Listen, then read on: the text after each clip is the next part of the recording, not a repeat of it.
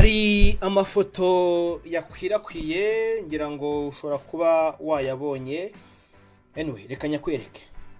Hari amafoto yakwirakwiye nk'uko nari mbikubwiye, harimo iyo ngiyo y'inkuru ivuga ko Sheri wa Niyo Bosco yagaragaye kandi yamwerekanye, noneho bakanasomana epui abantu bakumirwa. Ngira ngo ngira ngo rwose aya mafoto mwayabonye. Ese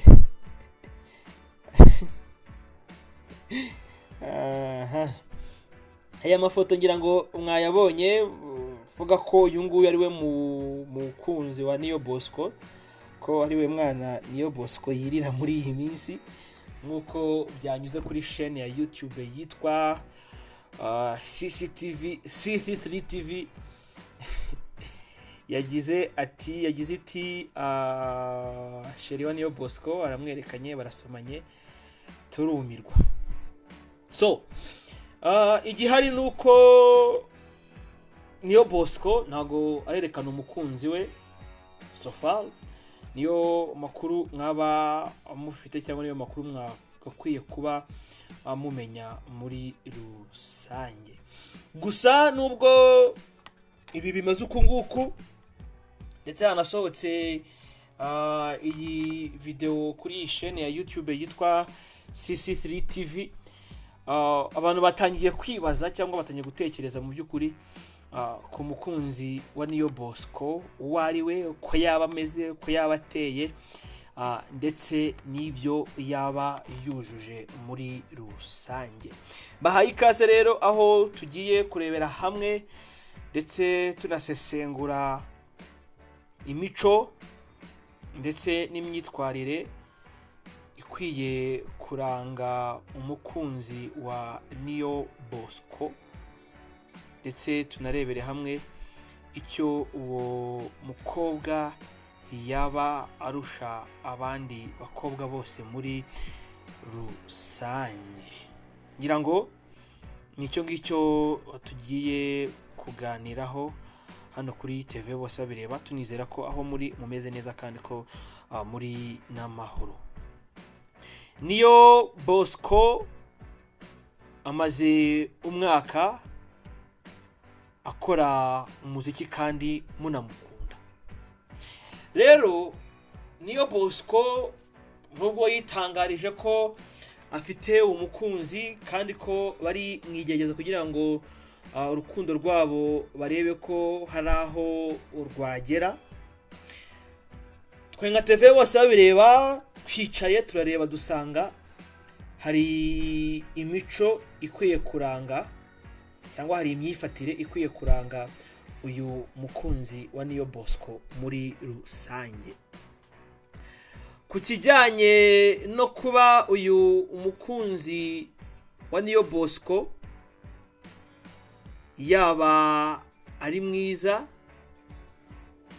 ibyo reka twe kubitindaho, kuko nubwo Niyo Bosco afite ubumuga cyangwa abana n'ubumuga bwo kutabona, mu by'ukuri tujye kuvuga ngo Niyo Bosco yifuza umukobwa ufite neza, ufite amatako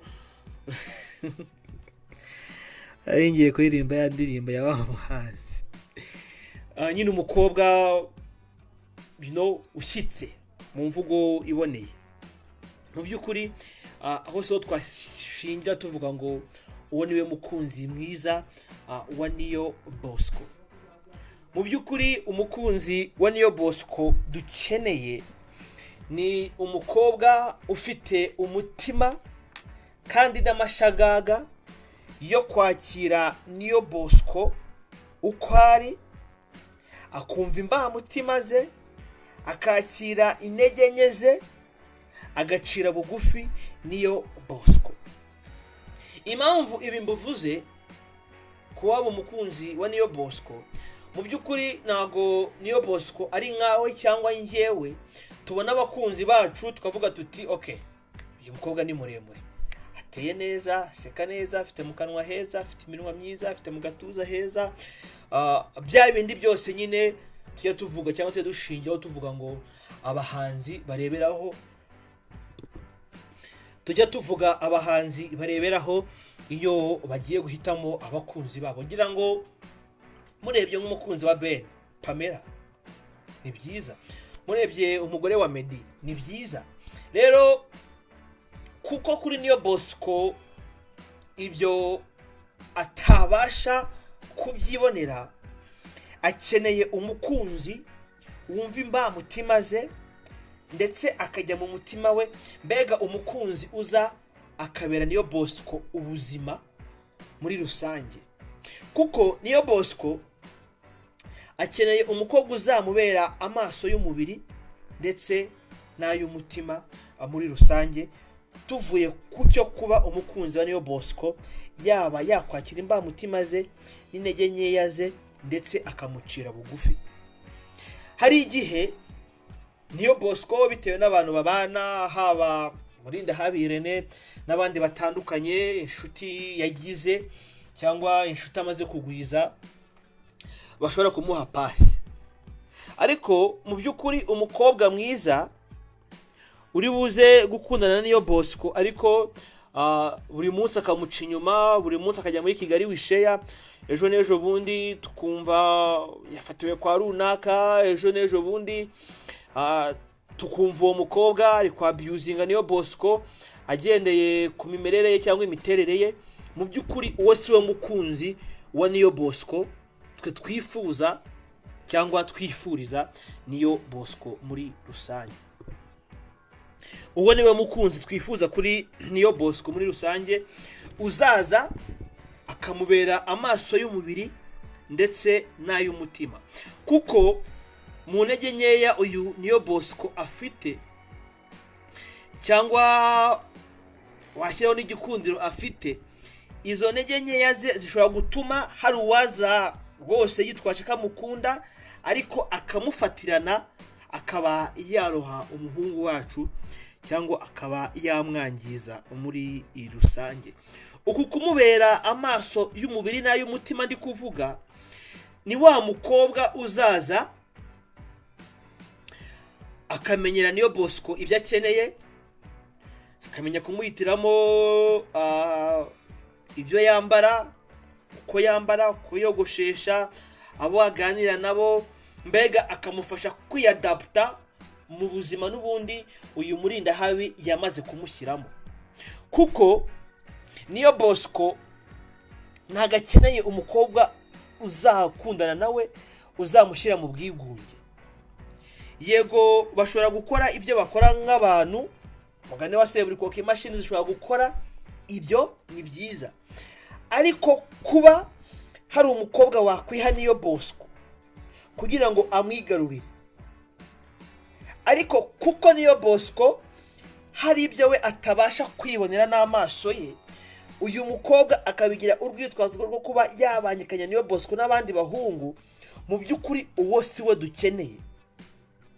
Ntabwo dukeneye umukobwa uzitwaza ubumuga bwa Niyo Bosco, wenda akavuma Niyo Bosco abamo, uwo mukobwa akajya akitwaza agakoreramo amabara, akaba yazanamo abandi bagabo cyangwa abasore hejuru ya Niyo Bosco kandi yaramwemeye nk'umukunzi we.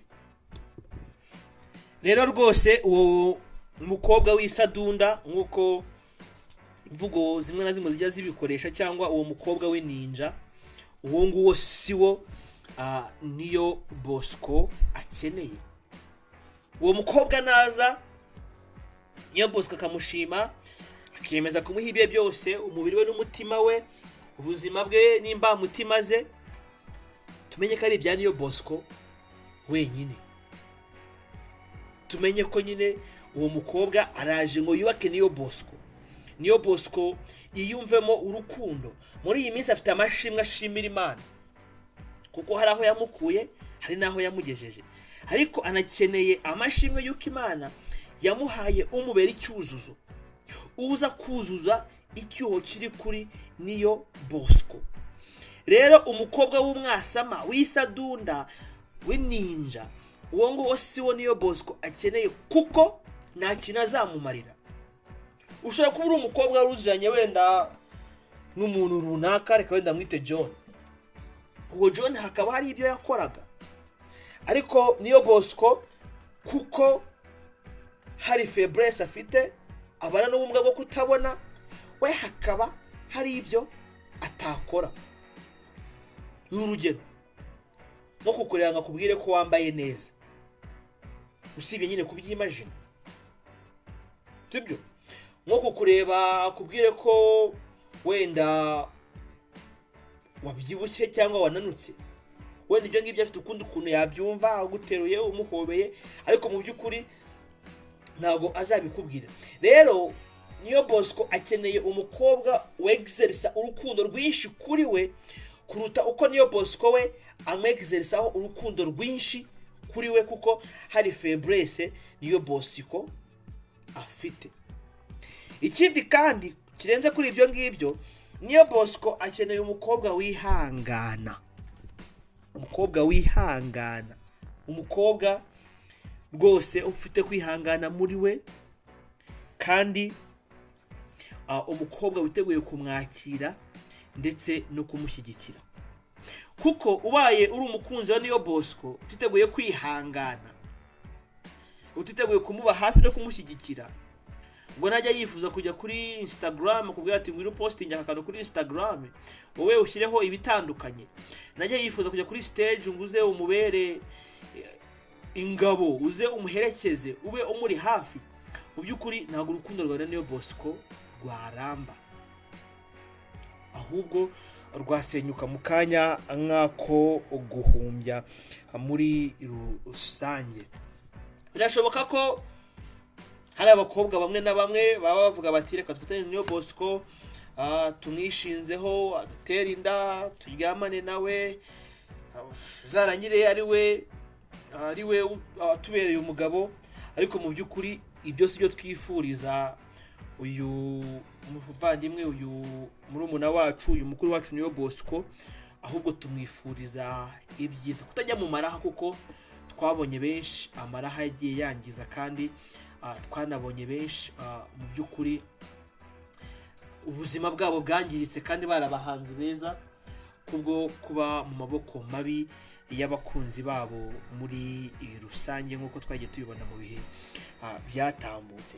Ngibyo rero ibintu bigera kuri 5 umukunzi wa niyo Bosco agomba kuba yujuje, bikurikira kuba amukunda by'ukuri, harimo kwihangana, kumubera amaso y'umubiri ndetse n'ay'umutima, kutamubangikanya, kumwakira no kumushyigikira, ndetse no kwakira imbamutima ze n'intege nke ze, hamwe no guca bugufi muri rusange.